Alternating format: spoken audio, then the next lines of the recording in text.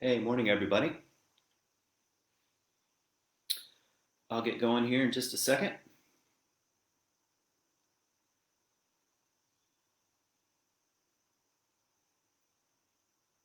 I love it how each of these videos begins with me fiddling on my phone. Kind of sums up the time we're living in, I guess.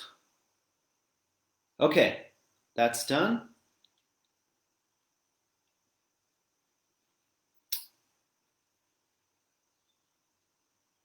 Okay, and Instagram is all set. Okay, morning everybody. Welcome to C3, C3 Live, C3 West Michigan's inclusive spiritual community. We meet in Grand Haven ordinarily. In case you're new to this, Um, yeah, and it's good to be here. I am starting a brand new series today, which I'm calling Stories to Live By. Because, in part, I'm asking, what kind of story are we living in? What kind of story are we living in right now? And why do stories matter? So I want to start off with a little phrase here, or a statement, I guess.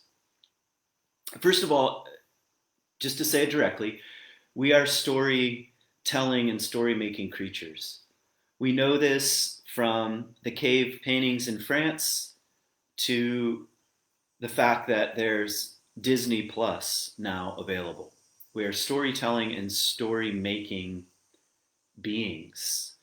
And it's part of how we've held the question of meaning. It's how we've attempted to uncover, recover, maintain, and promote a meaningful life. And and maybe I want to say something that's kind of without. I guess it's kind of general, but I think it's a statement worth saying here at the beginning. Um, we're living in an age and an era that there's so much crossover uh, and intersection with other people's lives and stories and ethnicities. It's unlike any other era known to humankind. And in some ways, that makes the age we're living in difficult because stories, particularly stories that cultures held as meaningful or even sacred, were mostly contained within the community. You knew who you were by what story you were telling, and by the stories your ancestors were telling, and by the stories were raising you, so to speak. And it's also true that ancient cultures came into contact um, with neighbors and neighboring stories. But the scale was manageable in terms of ethnicities and stories and religions and people and shamans and healers that you might meet from a neighboring tribe or even a neighboring culture, somewhat manageable, we could say. But in the modern era, it's an absolute explosion of the intersecting of stories and lives and races and ethnicities and ways of being and worldviews. Not to mention, we have science and technology that has its own kind of narrative, its own kind of story. It wants a seat at the table. So I'm starting off by saying there are a lot of stories being told, and some of them are meaningful and some of them are not. And we are storytelling creatures. But I would like to suggest, sort of out of the gates here, that some things cannot be healed or understood just through science and technology. Science and technology that states a facts, we could say, um, is not a healing kind of story. It's just a factual kind of story. It's the way things are, which is absolutely essential and necessary.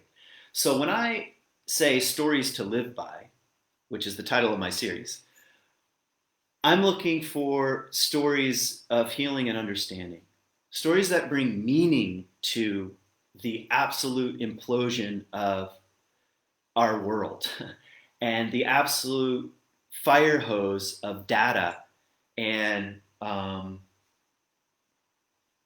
and facts that are coming at us like a million miles an hour. What story are we living in?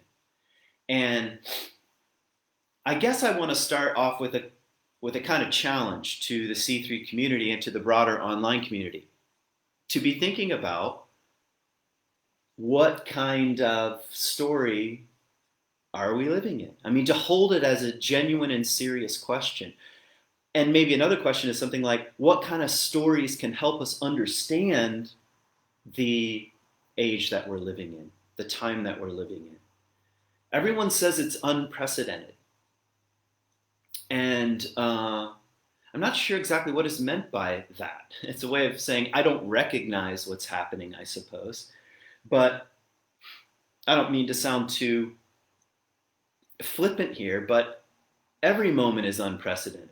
No one has ever lived in this particular moment, at this particular time, in this particular age, with these particular set of circumstances. And even if we take it personally, at the present age I am right now, and the sum total of my life, the present is a wild opportunity, we could say. Every moment is unprecedented. And how are we going to continue to be meaning-making creatures and story-making creatures? At C3, we call ourselves a values-based community. If you're new to C3, look us up online, c3westmichigan.org, see what our values are. And I think a values-based community is a very interesting way of putting things. It's a way of saying we're not driven by doctrine statements or statements of faith, but we're a kind of spiritual community that tries to uphold certain values. And not only uphold them as statements, but live into them in some way. And it's something I'm proud to be a part of. And I know many of you are proud to be a part of a community that's trying to work out being a community in the 21st century, in the kind of crazy world that we find ourselves in. But you want to also ask the question, what stories can help us understand who we are? Because values as statements are just that, statements. And the world doesn't live on statements. Like one of my professors used to say, human beings do not live on quotations alone, which is a little riff on a line from Jesus, who's quoting another line from Deuteronomy. Just stating things, making statements, even value statements. What story? Like, here's an example.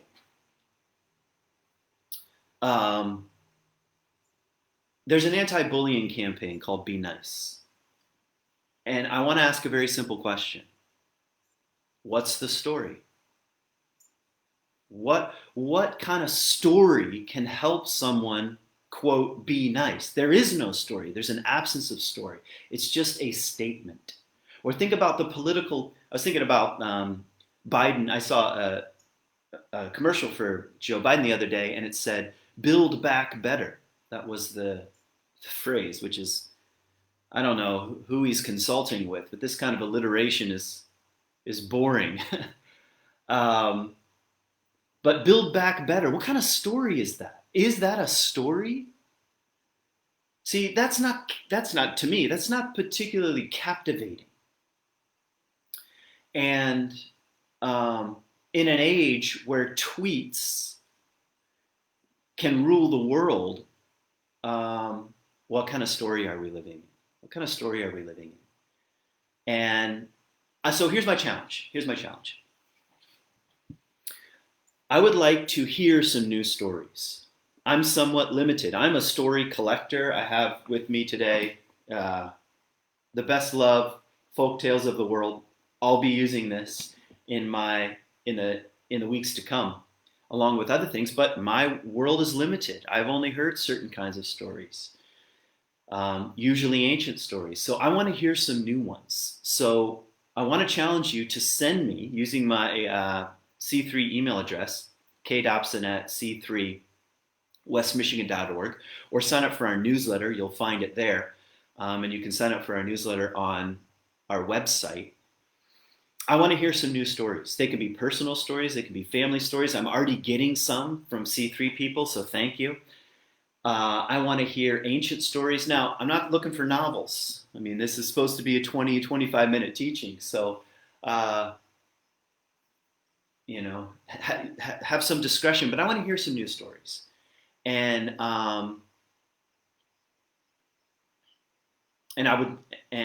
I'd love to hear some stories outside my own circles.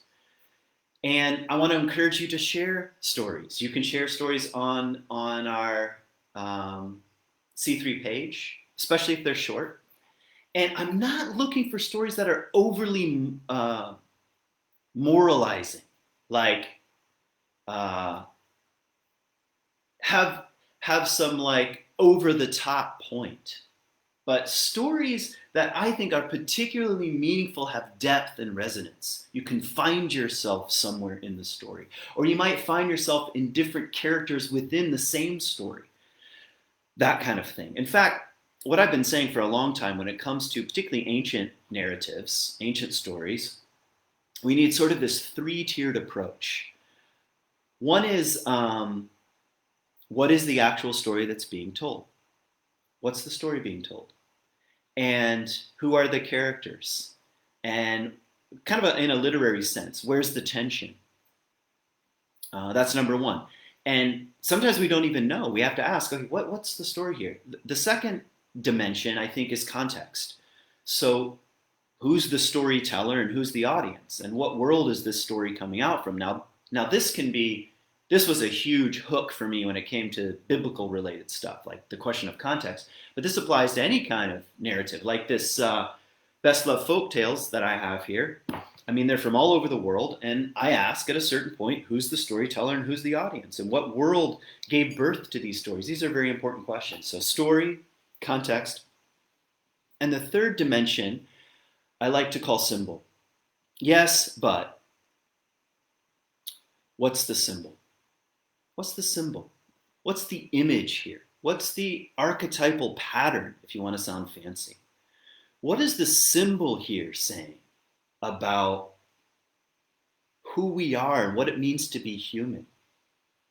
The kind of stories that I'm attracted to are stories about being human and the complexities of being human and the complexities of growing up and the mystery, the luminous pause between two mysteries, meaning birth and death. That's a line from Carl Jung. The luminous pause between two mysteries. And not only do I want to say we're storytelling creatures, we crave them. We crave meaning. And right now we need meaning. Right now we need stories that put a rudder in the ocean, that provide some sense of meaning in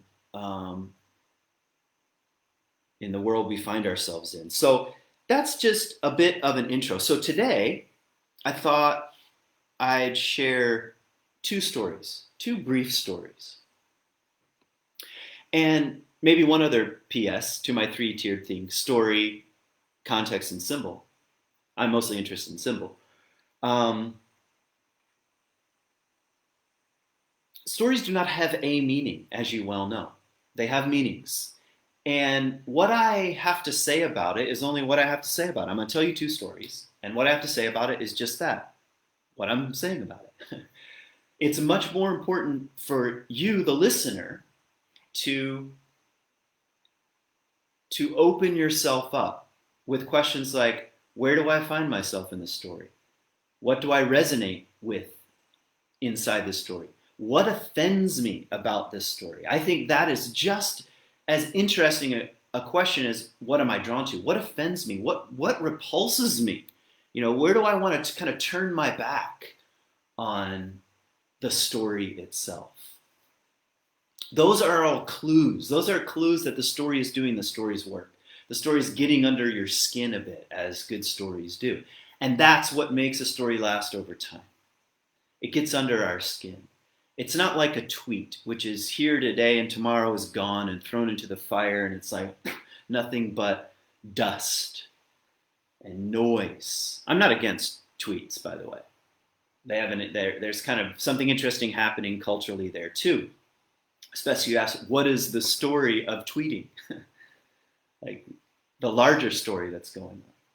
But my main point is, we know stories are meaningful when they're passed on and when they last a couple of generations. And we don't know right now, what stories are being generated and being created, maybe on the edges and the fringes of society. So I'm going to take a quick pause here because people often send me messages, and I just got one that said, "Lost you on Facebook," and that's important. Other people are saying you're still here. So I'm gonna say maybe it's not my internet, but yours. This could pretty much sum up what 2020 is like. It's not my internet, it's yours. Anyway, what is going on? Okay, so some stories. So the very first story I want to tell you today is from ancient Greece. And it's called The Man, the Boy, and the Donkey. So one day, a man and his boy, set off to go into town. And they live a long way from town, so they decide they want to take their family donkey with them. So they, do what they need to do, prepare to go on the journey, and they set off and they head toward town.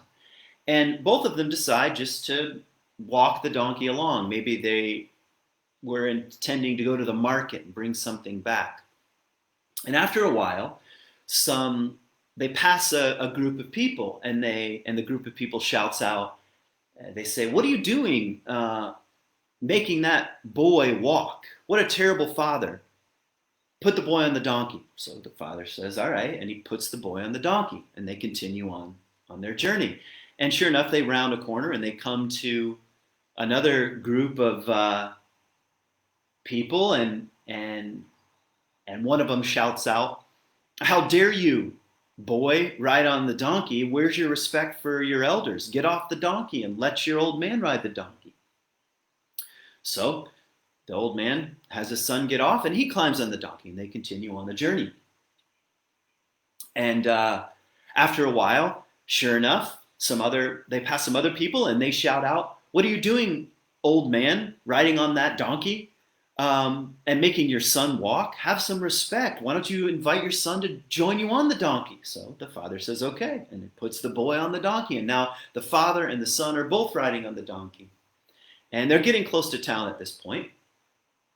And they round a corner, and they see another group of people gathering, playing cards, and they shout out, "How dare you put such a heavy burden on the donkey? Can't you see the donkey has feelings too? Get off the donkey." So both the man and the boy get off the donkey, and this time they decide enough is enough, and they find a pole, and they turn the donkey upside down, and they hang the donkey by the pole.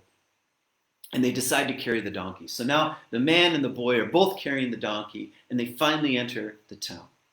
And as soon as they get to the marketplace, someone starts shouting, "What are you doing to that poor donkey? Can't you see that he's struggling?" And meanwhile, the donkey's trying to kick and get off, knocks himself loose just as they're crossing a bridge, and the donkey falls into the water. But because he's tied to the pole, he drowns in the river.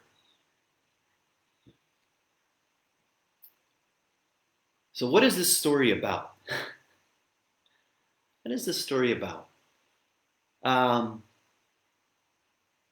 on the one hand, it's a story about listening to the advice of other people. Only old men should ride donkeys. Only young boys should ride donkeys. Only no one should ride a donkey. You should walk along next to a donkey. A donkey is meant to carry two people. No, two people are meant to carry a donkey. This is the kind of advice-laden culture that right now we find ourselves in. I kept thinking about this because one of the things that's becoming obvious to me is that we live in a world where there are a lot of there's a lot of moralizing and a lot of, I guess, what we could call language police out there. And this is what you're allowed to say. This is what you're not allowed to say. This is what you're allowed to wear. This is what you're not allowed to wear. This is the right and moral and righteous way of making posts on the internet. This is the immoral way of making posts on the internet. We live in a culture that has made it our pastime pointing out the errors of other people. That's essentially what Twitter has become. And it's not that exclusively, but it's a dominant element of it, or Facebook for that matter. Making sure everyone else knows exactly the errors that you are pointing out. That's the attraction. That's what's alluring, I suppose, about the internet. See, this story from ancient Greece is almost exactly like the world we live in. And it feels like you can't win. Well, I just cleaned up my language enough, and now I'm told I still have it wrong. And by the way, I'm not against consciousness when it comes to language. I should probably say that. I'm a fierce defender of free speech, in case you want to know. And I think about the only people who are still defenders of free speech right now are comedians. And they're worth listening to because they're saying something like, if there's no free speech on the comedy scene, you're not going to find free speech in the press, and you're not going to find free speech in our education systems. And then you're much closer to a kind of tyrannical a world, I guess. So I'm a fierce defender of free speech, but I'm also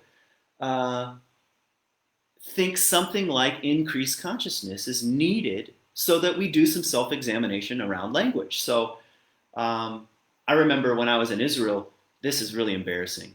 I took a rabbinic Judaism class with a rabbi, and one of the asides. The great thing about taking a rabbinic Judaism class is that we would go down all kinds of rabbit trails because that's actually what rabbinic Judaism is like. This is like this is like this is like this. So we were always just deep into the woods. And one day the rabbi was talking about anti-Semitism and how it creeps up in language. And he was basically saying we need increased consciousness. He wasn't saying no one is allowed to use certain words. He was saying, what would it look like to bring increased consciousness to our language, to our speech? And he was giving us a whole list of examples of how anti-Semitism is built into certain phrases. And I'm not going to give you examples right now. But that's the sort of thing that we were talking about. It was kind of eye-opening because I didn't realize how many sort of cliches and sayings had a sort of anti-Semitic background to them. It was quite eye-opening to me. And this went on for a while, and I was feeling kind of self-righteous, like now I know, and blah, blah, blah. And we kind of moved on to something else, and we took a break. And in the break, I happened to be telling a story about when I was in the Old City. I was like, I was in the Old City in Jerusalem, and I was buying something, and but I feel like I got gypped. That's the phrase I used. And the rabbi right there in the moment said, that's what I'm talking about. He said, that comes from gypsy. And it was embarrassing because the whole class is looking at me and like, oh, look how immoral Kent is and whatever. We would never say such a thing. So why am I telling you that story? Because I'm saying bringing consciousness to speech matters. but it's something that we can take personal responsibility for. What seems to be going on right now is much more like this story in ancient Greece. You change, your speech is not allowed, you're doing it wrong. That's what we're calling a pastime right now. And it's increasing the divisions in our culture. So where do you find yourself in the story? And I think maybe you find yourself at times like the old man and his boy, always changing. Maybe I should be on the donkey, maybe I should be off the donkey. It's, in other words, your whole orientation is around pleasing someone, pleasing some group, some ideology, some whether you're on the left or the right, using the right kind of language and phrases. And I'm in the mask wearing camp, I'm in the non-mask wearing camp. Who do I need to please in order to be accepted in the group? And the story is saying something like, you're going to end up drowning the donkey. It's never ends. And the story is also saying something like, maybe you find yourself like the finger pointing people, absolutely convinced that other people are doing it wrong. And where's that going to lead? You're going to end up drowning the donkey. There are going to be no winners. So maybe you're hearing something different in this particular story. But I think, at least in my mind, it has some potency and some relevancy for the present moment. That's story number one. Here's story number two. Story number two is a indigenous story, a Native American story. And it's actually a story that several tribes tell with different versions. And I'm going to give you the short version here.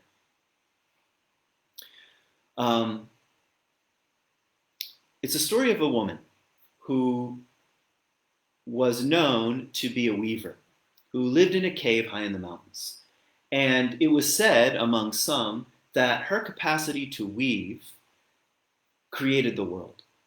And she was so good at weaving that this is what she spent all day, every day, with the finest wool and linens and threads that she could find, weaving the tapestry of the world. And one day, she came to the end and managed to weave the final threads of this absolutely magnificent tapestry. And she went to bed. And sure enough, that night, through the opening in the cave, came the sneaky trickster, the black dog, who came and grabbed just a single thread of that tapestry and began to pull. And began to pull and pull and pull, and exited the cave until the entire tapestry, the entire world, the entire direction and aim of this woman's life was pulled out completely. And when she woke up in the morning, all she saw were threads scattered about the entire cave. And the woman, in her wisdom, began to light a lamp and search for a loose thread in the pile that was the tapestry until she found a single loose thread and began to weave again. So this story, I think, I first heard from Michael Meade, in case you want to know, is a story about the world that we find ourselves in. A world, like in the first story, with a lot of finger wagging, a lot of finger pointing, a lot of blaming, and a lot of trying to please certain groups and people. It's a world that the donkey is going to drown in. And story number two is saying something like, and this is the way it is. Sometimes the world is created, and sometimes the world comes apart. Sometimes the effort is in weaving the tapestry in the cave, and sometimes the moment it's done, the entire thing unravels. See, the thing about ancient stories, particularly story number two, is it's much more like an apocalyptic story, meaning it's a dramatic revealing. That's all apocalypse means, is to reveal. It's a revealing story about meta themes, larger than life themes. And the interesting thing about this story is it's suggesting that no matter how bad it seems, no matter how much the world seems to be unraveling with viruses and racism and economic inequalities, and ideologies and hate groups and wars and rumors of wars and nuclear weapons and the world we find ourselves in. No matter how much the world seems to be unraveling, no matter how much the black dog comes in and begins to pull the cords apart, the threads apart, in the morning, there's always an opportunity to look for a loose thread. That's what I hear in the story. The story is asking a question like, what kind of person do you want to be? Do you want to be a person who sits at the pile and laments only, grieves what was lost, looks back and says, I wish it could all be put back together again, but it can't? Or do you want to be a kind of person that searches for just one loose thread and begins to find his or her own way of weaving the world back together again? I think both of these stories, I'm not sure why these stories came to me, and I just let them come to me as I was thinking about this week. But I think if I could say what the theme is something like, take some personal responsibility for your way of being in the world, like the man and his boy. Own your way of being in the world. Don't be the kind of person that forever is getting on and off the donkey or constantly pointing the finger. Take greater responsibility for your life. And I think the second story is, no matter how bad it seems, you can find one loose thread. In the pile that is the unraveling of the thing we call life in the 21st century, where are the loose threads? See, your loose thread and my loose thread is going to look a little different. So what kind of personal responsibility are we going to take? So what do you hear? What do you hear in these two little stories that's yours to carry, to embody, to contemplate, to think about, to find something in the story that's worth living by, stories to live by, something like that. So that's where I want to end today. I want to thank you for listening. I want to thank you for being a part of C3. Let me just look at my notes. And I'm going to end with a quotation here that I read this week. So speaking of loose ends, and hang in there for the musician who will follow. Speaking of stories this week, I came across something that came from Abraham Lincoln. And the thing about the Civil War, when I was a kid, I was obsessed with the Civil War. I think because I lived in Virginia and only 40 minutes from Appomattox, where the Civil War ended, and we had to go there every year and wander these. It's like a state park, and there was a lot of talk about the Civil War, and we'd visit battlefields, and in the cemeteries near my house were tombs of those who died in the Civil War, both the North and the South, because of where Virginia falls. And so this idea that the country was divided, and there's such thing as a Mason-Dixon line, was part of my consciousness as a kid. And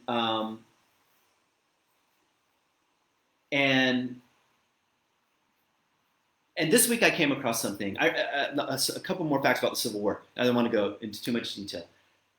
I want to remind you that 600,000 people died in the Civil War. 600,000 people died in the Civil War. And brothers and cousins and aunts and uncles fought alongside one another and fought sometimes their own brothers and sisters and aunts and uncles and cousins. And it's like the darkness of how America was founded in terms of slavery was going to crack at some point. And the Civil War split the country wide open, but the fissures were already present, we could say. And I just want to repeat that number. In it, I don't know how many people lived in the United States at the time, but 600,000 people died on the battlefields in the Civil War, and 1 million people were wounded.